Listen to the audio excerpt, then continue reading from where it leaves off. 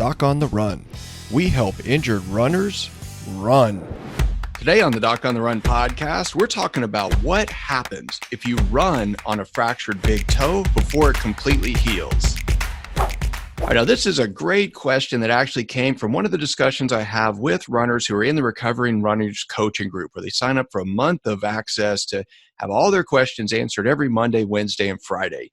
And this is someone that had just broken her toe. And during this webcam call, we were talking about it because it really hurt. She could barely walk on it, but she was really worried that she was going to have to use a fracture walking boot for a month or month and a half.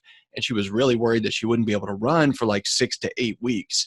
So she wanted to know specifically like when she could start running, not surprisingly. And the big question is not when can you start running, but the question is when can you start running without making the problem worse or ensuring that you don't have long-term difficulty with the toe.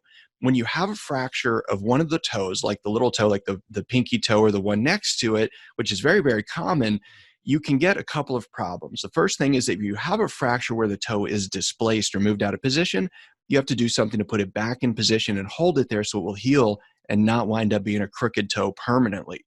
The second thing is that you want to avoid this condition that we call sausage toe.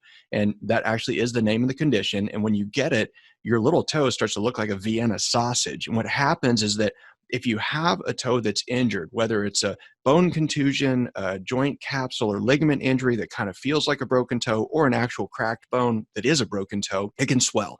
And when it swells a lot, it will actually start to develop scar tissue or fibrosis within that swollen area that becomes permanently thicker tissue. And that's how you actually get sausage toe. So if you have a broken toe and it's really swollen and you run on it because you think it doesn't hurt that much and it couldn't really be a big deal because it's just a little toe, well, it can swell and become permanent swelling that turns into this thing called sausage toe.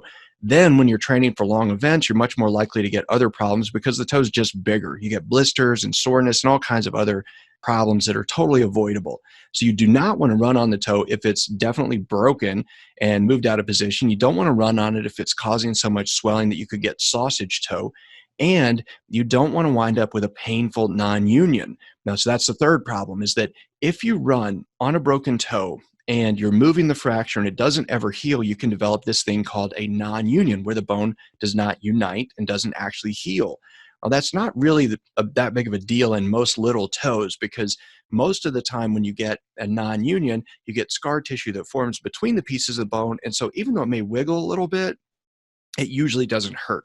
But it could. And if it does, then you have to have surgery to get it to heal. And you don't want to do that. So you've got to make sure that you're making the right progress. And that's not just based on an x-ray. It's based on your circumstances, how much it hurts and all that.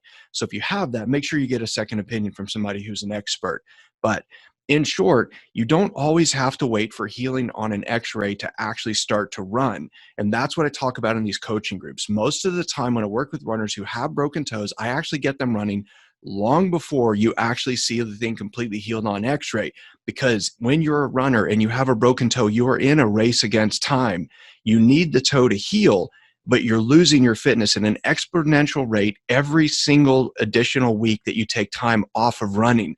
So you've got to figure out the activities you can do that will maintain your running fitness and keep you strong and fit and stable and well coordinated so that when you return to running, you don't get a different overtraining injury. That's really the key. Doc on the Run. We help injured runners run.